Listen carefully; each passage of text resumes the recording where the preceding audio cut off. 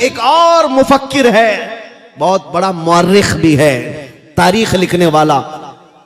उसने पूरी दुनिया के बहुत ज्यादा मुअस्सिर शख्सियात, उन लोगों की तारीख जमा की है अपनी किताब में, 100 लोगों की जिनका इन्फ्लुएंस अवाम पर सबसे ज्यादा है पूरी दुनिया में। ऐसे 100 लोगों की तारीख जमा की और फर्स्ट नंबर पर मेरे आका का नाम उसने लिखा। क्यों? हमारे घर की नहीं किताब में बता रहा हूं, उनके घर की किताब। 100 मोस्ट यानी इन्फ्लुएंस रखने वाले लोगों में से मेरे आका का नाम सबसे पहले। उसी से पूछो कि क्यों तुमने मेरे आका का नाम सबसे पहले रखा है। वो कहता है कि मोहम्मद सल्लल्लाहु ताला अलैहि वसल्लम से मैं इतना इंस्पायर हो गया, एक हदीस मैंने पढ़ा। हदीसें पढ़ो है नौजवानों और दूसरों तक पहुंचाओ।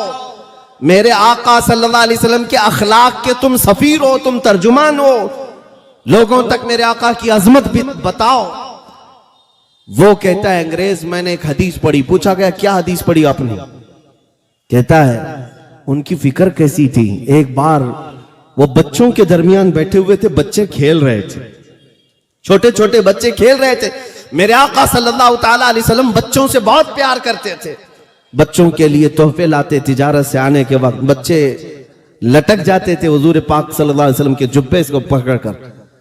साहब हुजूर पाक सल्लल्लाहु अलैहि वसल्लम उन बच्चों के साथ बैठे हुए हैं, खेलते हुए बच्चों में अचानक एक बच्चे का बाप आया और उसने अपने बेटे को पुकारा, बेटा इधर आजा, तेरी मां तुझे याद कर रही है।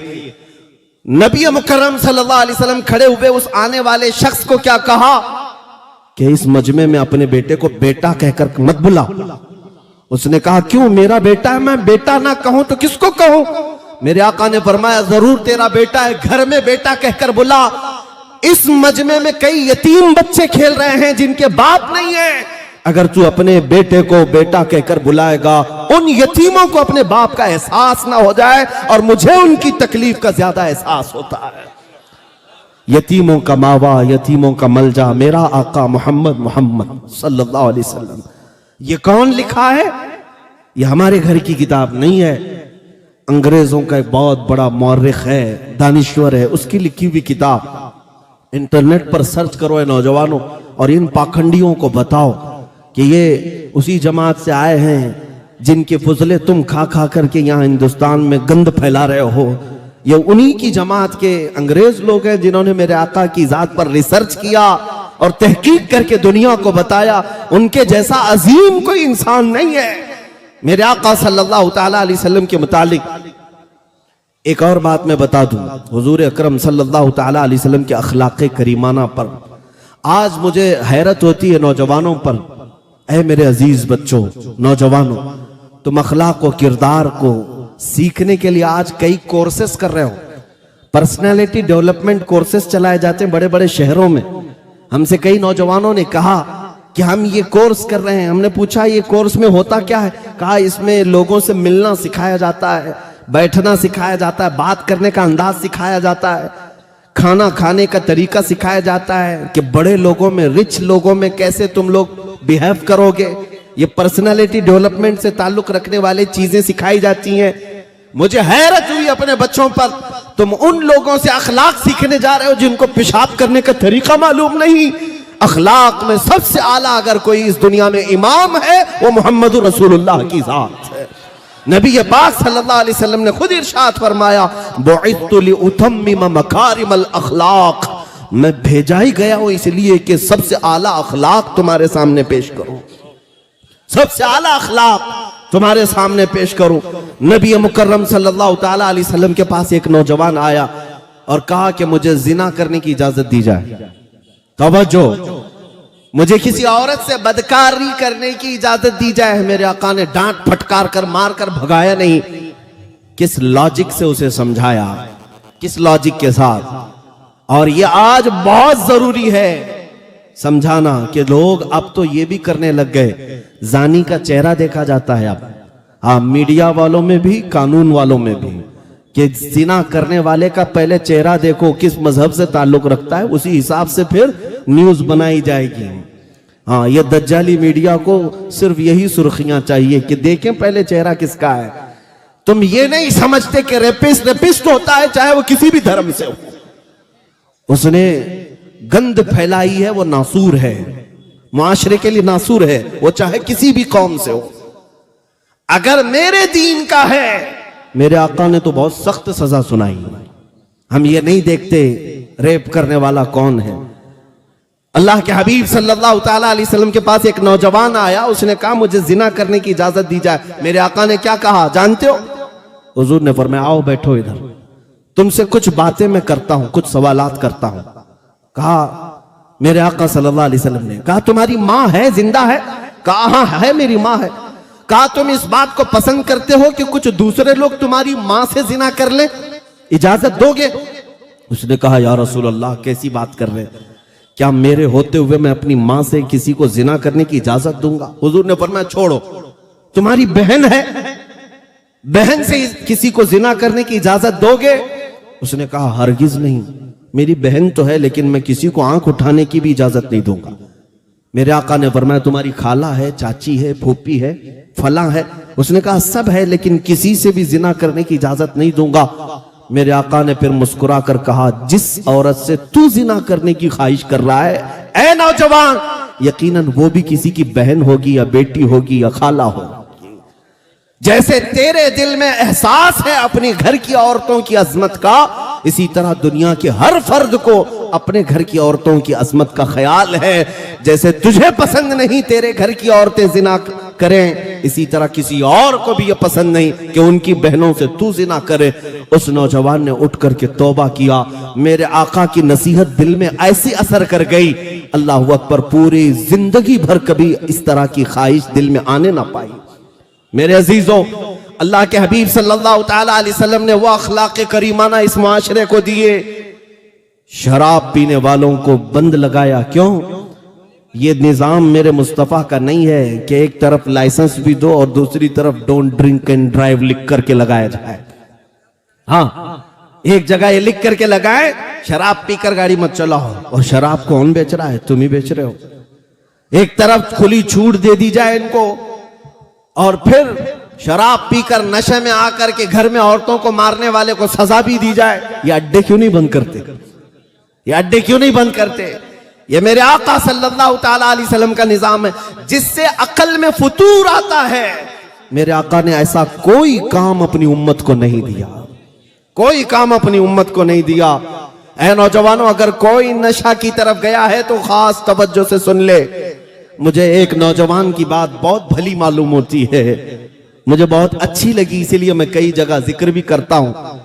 एक वो ऑस्ट्रेलिया या यूरोप का रहने वाला मुसलमान नौजवान है।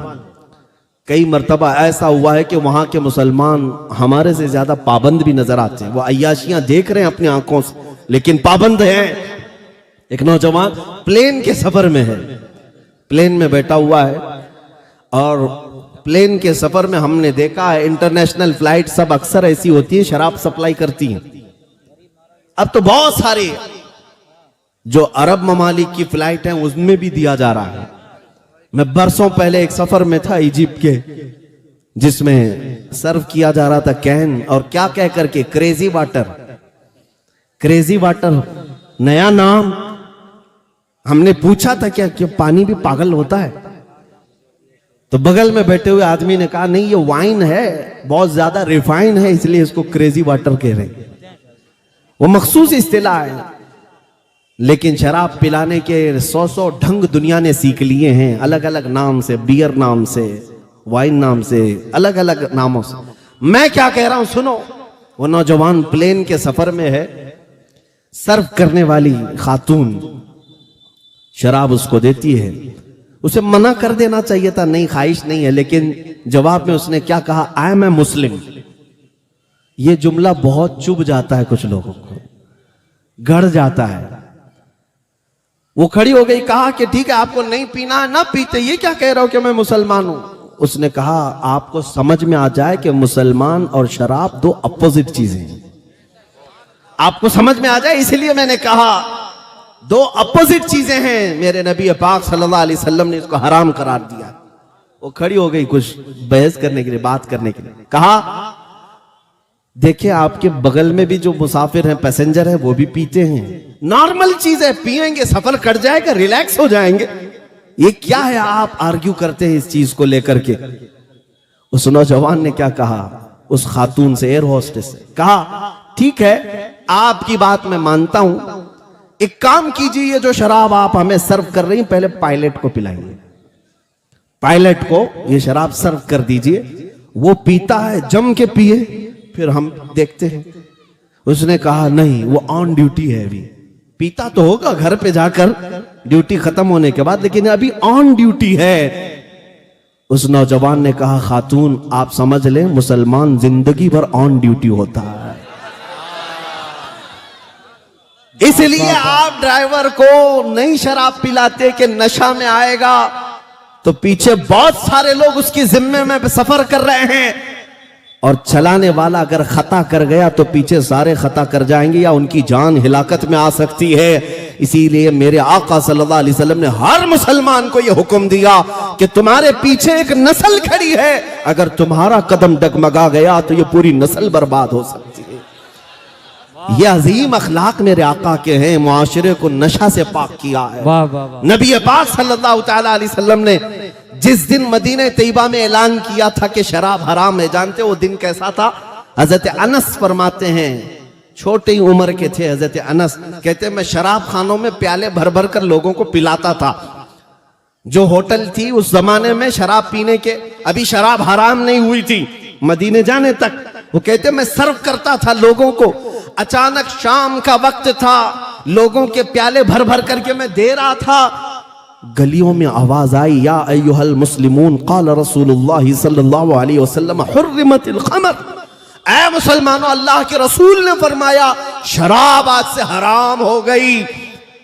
हजरत अनस कहते जैसे ही कान में आवाज पड़ी मेरे हाथ से मटका छूट गया, जो शराब पकड़ा था छूट गया, और जितने लोग बैठे हुए थे कोई अगर प्याला होंठ तक लगाया था वहीं से उसने पटक दिया। ये नहीं कि अभी पी लेते हैं बाद में देखेंगे, रात से तौबा कर लेंगे, आज का आज हो जाए। कानों में आवाज पड़ी वहीं से फेंक दिया, सब मटके तक तोड़ दिए। तारीख के जर्रीन अबवाब में यह वाकया लिखा हुआ है, मदीने में वो दिन ऐसा था कि जिस गटर और नाली को देखा जा रहा था शराब से भरी हुई थी। एक ऐलान था मेरे आका का, बरसों पुराने नशा करने वालों ने नशा को लात मार दिया, ठुकरा दिया। ये मेरे आका के गुलामों की कैफियत है। अल्लाह के नबी सल्लल्लाहु अलैहि वसल्लम ने यह अजीम मुआशरा पैदा किया। हुजूर के अखलाक पर उंगली उठाने वाले पाखंडियों, अपने घर के शराबी और नशेड़ियों को छुड़ा करके दिखाओ। तुम्हारी बातों में अगर असर है तो अपने घर वालों को इस नशा से आजादी दिला करके दिखाओ। बैठे हैं गुफे में और कहते हैं इस्लाम का विनाश करेंगे, अपने जिस्म की खुजली मिटा नहीं सकते, इस्लाम को मिटाने की बात करते हैं। नबी पाक सल्लल्लाहु तआला अलैहि वसल्लम का ये वो अजीम दीन है जो उसूलों पर खड़ा है। ये किसी मोहल्ले और बस्ती का नहीं, 4 लोग 5 लोग बैठ करके ये दीन कायम नहीं किए हैं। हाँ, जिसको लेकर के तुम जगह जगह संसद लगाकर ये कह दो कि मार दिए जाएंगे, काट दिए जाएंगे, जेनोसाइड कर दिया जाएगा, इनकी नस्ल खुशी हो जाएगी, खत्म हो जाएगी। तुम्हारे बाप दादाओं ने कई बार ये हमारे साथ कोशिश कर ली है ऑलरेडी, आज नहीं 1400 साल से तुम्हारा बाप यजीद भी यही सोचता था। 22,000 का लश्कर लाकर हुसैन के निहत्थे बच्चों को खत्म कर दूंगा और यहां से ये सच्चा इस्लाम खत्म होकर फासिक व फाजिर का दीन चलेगा। लेकिन दुनिया आज भी जानती है उसके ताकत का नशा 3 साल से ज्यादा नहीं चला, 14 सदियां गुजर गई, हर घर पर झंडा हुसैन का लहराता। नारे तकबीर, नारे रिसालत, मजहबे इस्लाम, पैगामे करबला, मुजाहिद। क्या बात, बैठी बैठी बैठी मां, जलसा चलने दीजिए।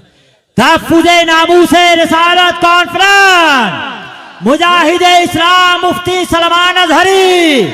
नारे तकबीर, नारे रिसालत। जुल्म के साए में पर तोलेगा कौन? सोचना यह है कि लब खोलेगा कौन? अरे सच यहां कहना जरूरी है बहुत, ये भी चुप बैठे तो फिर बोलेगा कौन?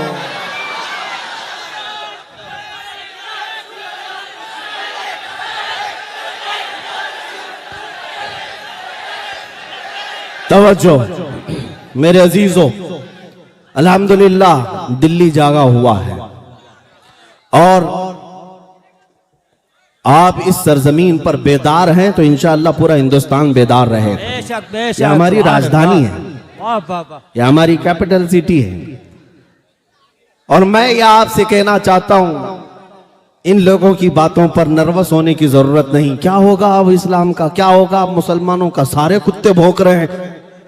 मेरे अजीजों, शेर कभी इन कुत्तों के भौंकने से अपनी ग़िज़ा छोड़ता भी नहीं, और ना ही वो बुज़दिल बनकर के कोने में गोशा नशीन बनकर बैठ जाए कि रास्ते भर कुत्ते ही कुत्ते हैं। नहीं, शेर को अपनी जिंदगी जीना है, वो अपने निडर और बेबाकी के साथ जी करके रहेगा।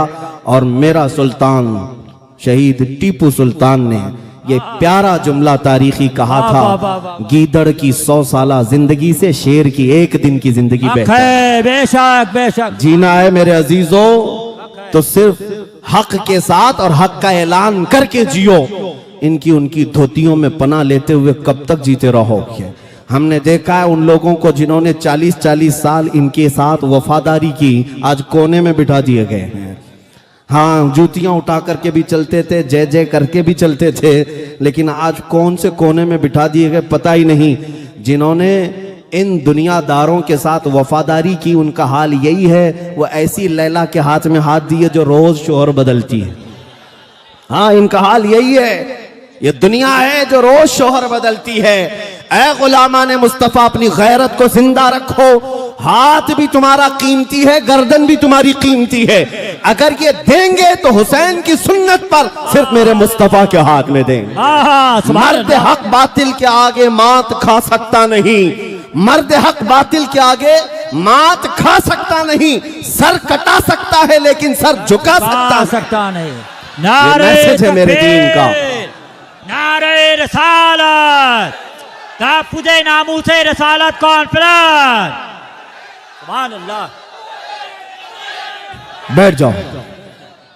नबी पाक सल्लल्लाहु ताला अलैहि वसल्लम की अजमत तुम्हारे सीनों में नक्श हो जाए आज के इस मजमे में। मेरे आका सल्लल्लाहु ताला अलैहि वसल्लम के कमालात, उनके अखलाक व किरदार हर नौजवान को आज पढ़ने की जरूरत है। तुम रात भर तुम्हारा मोबाइल इंटरनेट सिर्फ गेम खेलने के लिए मत इस्तेमाल करो, सिर्फ फिल्में देखने के लिए और सीरियल्स देखने के लिए इस्तेमाल करते हो। तुम्हारा सारा इंटरनेट, फेसबुक, इंस्टाग्राम और व्हाट्सएप चलाने के लिए, कभी तुमने अपने इस मोबाइल को मेरे आका की सीरत पढ़ने के लिए क्यों नहीं इस्तेमाल किया? मेरे आका के कमालात पढ़ने के लिए इस्तेमाल करो और दुनिया को बताओ भी मैसेजेस के जरिए। अल्लाह के नबी सल्लल्लाहु ताला अलैहि वसल्लम वो आला अखलाक व किरदार वाले हैं। नबी पाक सल्लल्लाहु अलैहि वसल्लम के अखलाक और उनके किरदार तक कोई दुनिया को पहुंच भी नहीं सकता। मेरा रब कुरान में फरमाता व इन्नका लअला खुलुकिन अज़ीम। ऐ महबूब, हमने आपको सबसे बुलंद अखलाक पर बनाया, हमने आपको सबसे बुलंद अखलाक पर पैदा किया है। और फिर मैं आपको आला हज़रत इमाम अहले सुन्नत फाजिल बरेलवी की बात बता दूं। कहते हैं आका कौनैन सल्लल्लाहु अलैहि वसल्लम की बारगाह में, तेरे खल्क को रब ने जमील किया, तेरे खुल्क को रब ने अजीम कहा, कोई तुझसा हुआ है ना होगा शहा, तेरे खालिक हुस्न अदा की कसम, तेरे तो वस्फ ऐब तनाही से हैं बरी, हैरान हूं मेरे शाह मैं क्या क्या कहूं तुझे। नबी पाक सल्लल्लाहु ताला अलैहि वसल्लम के औसाफ और कमालात कभी खत्म नहीं होंगे। अब आपको मैं ये बातें भी बता दूं कि तुम्हारी जिम्मेदारियां इस दौर में क्या है। तुम्हारी जिम्मेदारियां क्या हैं? क्या तकरीरें सुनो, जलसे सुनो और निकल करके जाओ? आज दुनिया तुम्हारी तरफ देख रही है और तुम्हारे लिए ये सबसे बेहतरीन मौका है, गोल्डन अपॉर्चुनिटी जिसको कहते हैं। तुम दिखाओ दुनिया को मेरे नबी के अखलाक क्या थे, कैसे। किताबों से नहीं, सिर्फ मैसेजेस से नहीं, बल्कि खुद अपने आप को मुस्तफा के अखलाक में ढाल लो। जिधर से गुजरो लोगों को पता चल जाए मोहम्मद अरबी का गुलाम ऐसा होता है, नबी पाक सल्लल्लाहु ताला अलैहि वसल्लम का गुलाम ऐसा होता है। और उनके गुलामों ने ही तो ये तारीख रकम की थी, दी अजाने कभी यूरोप के कलीसाओं में तो कभी अफ्रीका के तपते हुए सहराओं में। आ गया ऐन लड़ाई में गर वक्त नमाज, किबला रूहों के जमी बोस हुई कौमे हिजाज। एक ही सफ में खड़े हो गए महमूद व अयास, न कोई बंदा रहा न कोई बंदा नवाज। या रसूल अल्लाह तुझसे सरकश हुआ कोई तो बिगड़ जाते थे, अरे तेग क्या चीज हम तोप से भी लड़ जाते थे। हाँ, ये हमारे असलाफ के किरदार थे कि वो मेरे आका सल्लल्लाहु ताला अलैहि वसल्लम के अखलाक करीमाना को अपनाए हुए थे। जानते हैं, एक बादशाह हजरत उमर फारूक रदी अल्लाह ताला अन्हु के जमाने में उसकी सल्तनत खत्म हो गई, कैदी बन करके आया। उसे ऑफर दिया गया था कि वापस तुझे तेरा मुल्क दे दिया जाएगा, तू अगर हमारा भाई बन जाए, हमारे ऊपर तलवार ना उठाए, हमारे से मुकाबला ना करे, अमन के साथ रहे और दीन इस्लाम में रहे। उसने इनकार कर दिया, कहा नहीं मुझे ये चीज पसंद नहीं है, मैं अपने दीन में कट्टर हूं, मैं ये तमाम चीजों को स्वीकार नहीं करता। हजरत उमर ने उसको जेल में भेजा, जैसे जंग के कैदियों को जेल में भेजा जाता है, लेकिन साथ में मेरे आका सल्लल्लाहु अलैहि वसल्लम के 10 सहाबा को भी जेल में भेजा। तवज्जो, ईसाई बादशाह है, क्रिश्चियन बादशाह है, जेल में था और साथ में हुजूर के 10 सहाबा भी जेल में थे। इनका क्या कसूर है किसी को पता नहीं, लेकिन वो जेल में थे।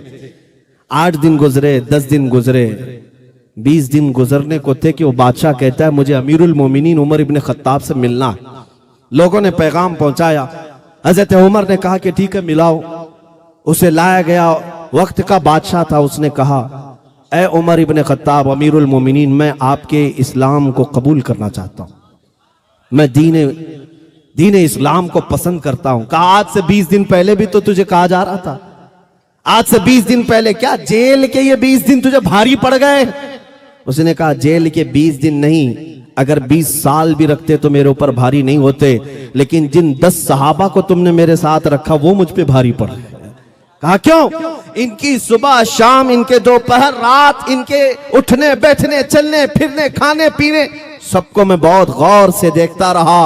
8 ही दिन के बाद मेरे दिल ने यह फैसला किया कि ये झूठों की जमात नहीं हो सकती, इनके अखलाक इतने आला हैं कि ये झूठों की जमात नहीं हो सकती। जिस रसूल के ये पैरोकार हैं वो रसूल आला अखलाक वाले होंगे, वो सच्चे मजहब वाले होंगे। मेरे अजीजों, दुनिया को बताने के लिए तुम मेरे आका के अखलाक को अपनाओ, तुम मेरे आका के किरदार को अपनाओ। ये क्या है आज पूरी दुनिया को मैं देख रहा हूं, तुम्हें ऐसा नशा का एडिक्ट बना दिया गया है। दिन रात हमारे बच्चे टिकटॉक पर मुजरा करते हुए दिखाई दे रहे। तुम्हारे हाथों से कुरान गायब है, तुम्हारे यहां इस्लाम की रोशनियां नहीं, लेकिन सुबह उठते हो गाने की धुन पर, रात हो रही है गानों की धुन पर। तुम मेरे मुस्तफा करीम के गुलाम हो, अमानत हो, तुम्हें ये दुनियादारी के लिए नहीं भेजा गया है। मेरे मुर्शिद गिरामी हुजूर ताजुश शरिया रहमतुल्लाह अलैह ने फरमाया था, जिंदगी ये नहीं है किसी की किसी के लिए, जिंदगी है नबी की नबी के लिए। ना समझ मरते हैं जिंदगी के लिए, अरे जीना मरना है सब कुछ नबी के लिए। तुम मेरे आका के गुलाम हो। दुनिया में तुम्हें अल्लाह ताला ने खैर उम्मत कहा, कुन तुम खैर उम्मत, सबसे बेहतरीन उम्मत हो। लेकिन क्या देखो अपने आप की तरफ नजर डाल करके, खैर उम्मत कहलाने के मैं लायक हूं? मेरा चेहरा क्या है, मेरे कपड़े क्या है, मेरे किरदार क्या है? दुनिया आज मुझे ताना दे रही है, सबसे जाहिल कौम है, सबसे गंदा मोहल्ला रखते हैं, बदबुएं आती हैं। तुम्हें आज इन बातों से क्यों ब्लेम किया जा रहा है? सफाई तुम्हारे मुआशरे से क्यों गायब है? एजुकेशन तुम्हारे मोहल्लों से क्यों गायब है? आज मुसलमान इस बात को साबित करें कि दुनिया में सबसे ज्यादा इल्म का, एजुकेशन का रेवोल्यूशन लाने वाले मेरे आका की जात है, नबी पाक सल्लल्लाहु ताला अलैहि वसल्लम की जात है। तुम्हें पता है मदीना तैयबा में जब मेरे आका सल्लल्लाहु ताला अलैहि वसल्लम तशरीफ ले गए थे तो सिर्फ 6 लोगों को कलम पकड़ना आता था, 6 लोग लिखना जानते थे। लेकिन नबी पाक सल्लल्लाहु ताला अलैहि वसल्लम 10 साल मदीना तैयबा में रहे तो ऐसा रेवोल्यूशन आया कि तकरीबन 80,000 लोगों को लिखना आ गया था। 80,000 लोगों को लिखना आया। नबी पाक सल्लल्लाहु ताला अलैहि वसल्लम एजुकेशन, इल्म का सबसे बड़ा इनकलाब इस दुनिया में लाने वाले। आप थोड़ी देर तवज्जो करें, मैं अपनी गुफ्तगू को समेट रहा हूं इधर। और आज अगर मुसलमान कौम जाहिल नजर आती है, इल्म से दूर है, तो गोया कि ये अपने आका सल्लल्लाहु ताला अलैहि वसल्लम के अखलाक व किरदार पर और नबी पाक सल्लल्लाहु ताला अलैहि वसल्लम के नक्शे कदम पर नहीं चल रही है। इसलिए ये जिल्लत व खारी आज हमारा मुकद्दर बनी हुई है। इकबाल ने कहा था, उनके जो हम गुलाम थे खल्क के पेशवा रहे, उनके जो हम गुलाम थे खल्क के पेशवा रहे, उनसे फिरे जहां फिरा फिर आई कमी वकार में। और तुम्हारे आज पस्ती और जिल्लत का नतीजा जो है वो यही दूरी है नबी पाक सल्लल्लाहु ताला अलैहि वसल्लम की मोहब्बत से दूरी। आज हल अगर मुझसे पूछते हो, रिजल्ट मुझसे पूछते हो कि हम दोबारा कामयाबी के उस उरूज पर पहुंचना चाहते हैं कि हमारे घरों में इल्म आम हो जाए, एजुकेशन आ जाए, अखलाक और किरदार आ जाए, तो सुनो इकबाल की जुबान पे सब तुम्हें मिल जाएगा, सब मिलेगा, बस एक ही शर्त है। वो क्या है? कि मोहम्मद से वफा तूने है, कि मोहम्मद से वफा तूने तो हम तेरे हैं, ये जहां चीज है क्या लौहो कलम तेरे हैं। हाँ मेरे अजीजों, इज्जत इधर उधर मत ढूंढो, इज्जत मेरे आका के कदमों में मौजूद है, इज्जत मेरे आका के कदमों में है। आज जो हमें फूल निछावर किए जाते हैं, लोगों का ये जम्मे गफीर जो हमें इज्जत देता है, वो किस वजह से देता है? इसलिए नहीं कि मैं दिल्ली की पार्लियामेंट से यहां आया हूं, मुझे जो आपने इज्जत दी है वो सिर्फ इसलिए जब तक बिके न थे तो कोई पूछता न था, जब तक बिके न थे तो कोई पूछता न था। या रसूल अल्लाह, तुमने खरीद कर हमें अनमोल कर दिया। नबी का जो गुलाम है जमाने का वो इमाम है, इस बात को आज तय करके जाओ। नबी का जो गुलाम है वो जमाने का इमाम है। ऐ नौजवानों, तुम्हारी सिर्फ और सिर्फ उरूज, तुम्हारी सिर्फ और सिर्फ कामयाबी, तरक्की इस बात में मुनहसिर है, हमें करनी है शहंशाह बतहा की रजा जोई। वो अपने हो गए तो रहमत परवरदिगार अपनी। अब आखिर में मैं जो मैसेज देना था, जो मैसेज देना था वो मैंने मैसेज दे दिया है। अल्लाह के हबीब सल्लल्लाहु ताला अलैहि वसल्लम की बारगाह में ये खिराज अकीदत पेश करके मैं अपनी गुफ्तगू को खत्म करता हूं। भौंकने वाले भौंकते रहें और अपने हाथ से मेरे आका की अज़मत